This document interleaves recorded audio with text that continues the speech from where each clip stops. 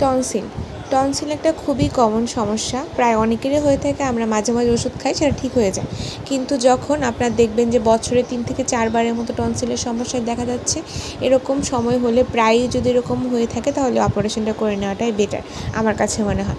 টনসিলের operation আপনি কখন করবেন? যখন দেখা যাচ্ছে যে আপনার ঘন ঘন টনসিলের সমস্যা হচ্ছে, সব কিছু মানার পরও আবার টনসিলের সমস্যা হচ্ছে, তখনই কিন্তু টনসিল অপারেশনটা করে নেওয়াটা বেটার। এটা সব ডাক্তারের মতো। সব ডাক্তার বলতে আমি ঢাকার এমন কোনো ডাক্তার বাদ রাখিনি যে দেখার বাকি রেখেছি।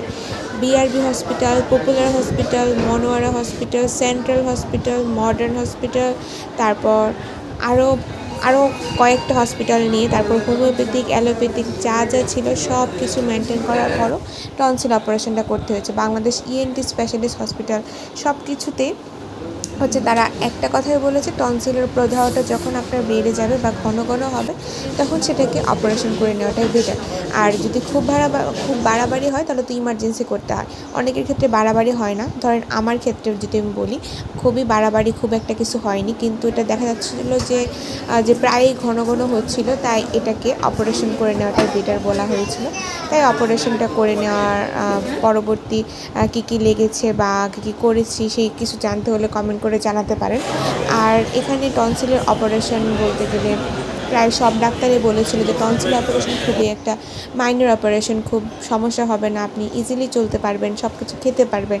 এটা টোটালি ভুল ছিল একদম আমার ক্ষেত্রে। আর শুধুমাত্র একজন ডক্টর বলেছিল যে টনসিলের অপারেশনের পরে আপনার অনেক সমস্যা ফেস করতে হতে পারে, এটা একটা খুবই মেজর অপারেশন। আর এটা করার ফলে আপনার এমনকি পানিও খেতে পারবেন না, গলায় প্রচণ্ড পরিমাণে ব্যথা হবে, আপনি কথা বলতে পারবেন না, মুখ নড়াতে পারবেন না, তারপর আরও অনেক কিছু, বা আপনার এরকমও হতে পারে যে গলা থেকে রক্ত আসতে পারে, কান ব্যথা হতে পারে, অনেক কিছু, অনেক সমস্যা হতে পারে। Tonsil operation is not a minor operation, it's a major operation. উনি এইটা বলার পরে আমরা একটু বিষয়টাকে একটু ভাবার চিন্তা করি, যে সব ডাক্তার প্রায় বলেছিল, বেশিরভাগ ডাক্তারই আমাকে বলেছিল যে টনসিল অপারেশনটা করার পরে আপনি ইজিলি সব কিছু করতে পারবেন, আপনি চলাফেরা করতে পারবেন, সব কিছুই নর্মাল থাকবে।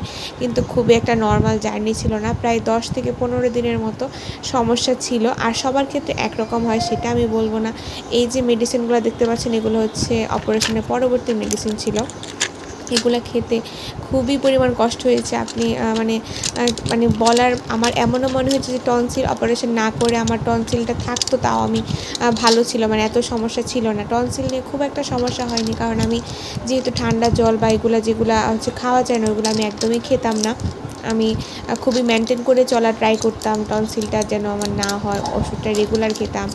আর গ্রিন লাইফ ডক্টর, একজন নাম করা ডক্টর, ওনাকে আমি দেখিয়েছি। 3-4 জন ডক্টর অপারেশন বলার পরে আমি ওনার কাছে যাই। ওনার কাছে সিরিয়াল নেওয়া খুবই টাফ, যারা সিরিয়াল নেন তারা সবাই জানেন। উনি বলেছিল যে এটা আপনার কোনো সমস্যা হবে না, এটা ওষুধ খেলে ঠিক হয়ে যাবে। আমি বারবার বলেছিলাম যে স্যার, আমি তো কয়েকজনকে দেখিয়েছি স্পেশালিস্ট, ওনারা বলেছে যে অপারেশনটা করতে হবে, আপনি বলছেন কোনো ব্যাপার না, অপারেশন করতে হবে না, ওষুধ খেলেই ভালো হয়ে যাবে। এটা ছিল আরেকটা বড় ভুল। এখানে আমার আরও 3 থেকে 4 মাস বা প্রায় 5-6 মাসের মতো আমি ওষুধ খাই।